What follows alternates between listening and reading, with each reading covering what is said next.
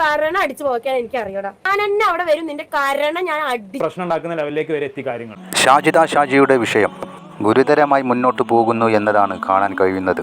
ഷാജിദയെയും മക്കളെയും ഉമ്മ വെട്ടാൻ വന്നതും ഇത്തരത്തിലുള്ള വീഡിയോ ഷാജി പുറത്തുവിട്ടതിനെ തുടർന്ന് ഉമ്മ കൈസ് എന്ന യൂട്യൂബർക്ക് വിളിച്ചുകൊണ്ട് ഷാജിയെക്കുറിച്ച് പറഞ്ഞതും ഒരുമ്മയും ഒരു മകളെക്കുറിച്ച് മറ്റൊരാളോട് പറയാൻ പാടില്ലാത്ത കാര്യം തന്നെ. എന്നാൽ ഷാജിദയും തൻ്റെ ഉമ്മയെ പലതരത്തിൽ മോശമാക്കിയതും ഒരിക്കലും ഒരു മകൾ ഒരു കാരണവശാലും ചെയ്യാൻ പാടില്ലാത്ത കാര്യവുമാണ്. സത്യം പറഞ്ഞാൽ ഷാജിദയും ഉമ്മയും തമ്മിലുള്ള പ്രശ്നങ്ങളെല്ലാം കെട്ടടങ്ങിയ രീതിയിലാണ്. പക്ഷേ റിയാക്ഷൻ വീഡിയോ ചെയ്യുന്നവർ ഈ കാര്യം വിട്ടുപോകുന്നില്ല. അതുകൊണ്ട് തന്നെ വലിയ രോഷത്തിൽ തന്നെയാണ് ഷാജി. കൈസിനോട് നിന്റെ കരണം ഞാൻ അടിച്ച് പൊളിക്കുമെന്നാണ് ഷാജി പറയുന്നതെന്നും ഷാജിയും ഉമ്മയും തമ്മിലുള്ള പ്രയാസങ്ങളെല്ലാം പരിഹരിക്കപ്പെടട്ടെ. ഇതിനെ ന്യായീകരിച്ച് ഓരോരുത്തരും വീഡിയോ ചെയ്യുമ്പോഴും ആരും നിങ്ങളുടെ ഇടയിലെ പ്രശ്നങ്ങൾ പരിഹരിക്കൂ എന്നും മകളും ഉമ്മയുമല്ലേ നിങ്ങളുടെ ബന്ധം ഒരിക്കലും അറുത്തു മാറ്റാൻ പറ്റാത്തതാണെന്നുള്ള ഉപദേശം നൽകാത്തതും. റിയാക്ഷൻ വീഡിയോ ഇതുപോലെ തന്നെ തുടർന്നാൽ ധാരാളം കാശ് ഉണ്ടാക്കാമെന്നുള്ള ഒരു ലക്ഷ്യവും ഇതിൻ്റെ ഇടയിൽ പലർക്കുമുണ്ട്. സെഫിന ബീവി എന്ന മറ്റൊരു സ്ത്രീയും ഇപ്പോൾ ഷാജിയെ നന്നാക്കുവാൻ ഇറങ്ങിയിട്ടുണ്ട്. കൈസിനെ നേരിട്ട് കണ്ട് തല്ലുമെന്നാണ് ഷാജി പറയുന്നത്. ഇവർക്ക് നിങ്ങളുടെ പ്രവർത്തനം വലിയ വിഷമം വരുത്തുന്നു എന്നതാണ് ഇതിലൂടെയെല്ലാം ഷാജിദ ജനങ്ങളോട് പറയാൻ ഉദ്ദേശിക്കുന്നത്. ഈ വിഷയം അങ്ങ് വിട്ടുപിടിച്ചൂടെ? അവരുടെ കുടുംബത്തിൽ ഇപ്പോൾ വലിയ പ്രയാസങ്ങളൊന്നുമില്ല എന്നാണ് തോന്നുന്നത്. ഇനി ഇത് ഊതി വീർപ്പിച്ച് ഇനിയും പ്രയാസങ്ങൾ എന്തിനു വേണ്ടി ഉണ്ടാക്കുന്നു? കൈസ് ജോലി ചെയ്യുന്ന സ്ഥാപനത്തിലേക്ക് ഷാജി വിളിച്ച വോയിസ് റെക്കോർഡുകൾ കൈസ് ഇപ്പോൾ പുറത്തു വിട്ടിട്ടുണ്ട്.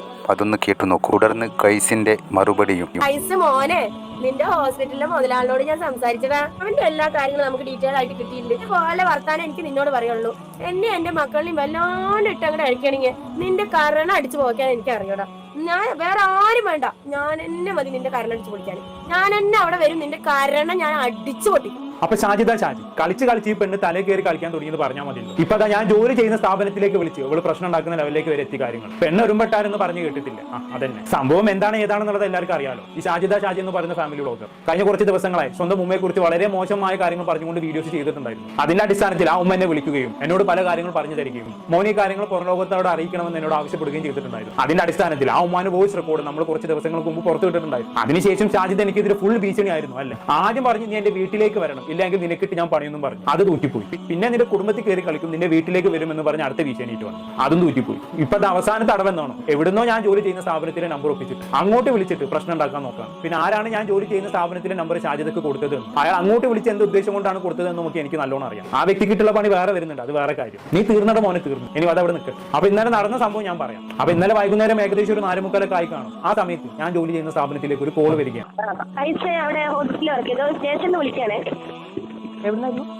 സ്റ്റേഷനിൽ വിളിക്കാണ്, പാലക്കാട് സ്റ്റേഷനിൽ. പറഞ്ഞോളൂ. കൈസാണോ? കൈസ് അവിടെ വർക്ക് ചെയ്യുന്ന ഹോസ്പിറ്റലാണോ? ഒരു കംപ്ലൈന്റ് കിട്ടിയിട്ടുണ്ട്. ഞാൻ അവരോട് കോൺടാക്ട് ചെയ്യാം. ഈ നമ്പറിൽ കോൺടാക്ട് ചെയ്യാൻ പറഞ്ഞാൽ മതി. യൂട്യൂബ് ചാനലിന്റെ കൈസ് ഇറ്റ്മി കൈസ് എന്ന ചാനലിന്റെ ഉടമസ്ഥനാണ്. 4 ലക്ഷം സബ്സ്ക്രൈബർ. പെൺകുട്ടികളെ അപമര്യാദയായിട്ട് 4 വർഷമായിട്ട് നിങ്ങളുടെ ഹോസ്പിറ്റലിൽ വർക്ക് ചെയ്യണമെന്ന് മനസ്സിലായി. അപ്പൊ ഞങ്ങൾ ഹോസ്പിറ്റലിലേക്ക് വരണോ അതോ അവന്റെ വീട്ടിലേക്ക് വരണോ എന്ന് നിങ്ങൾ അവനോട് ചോദിച്ചൊന്ന് പറയണേ.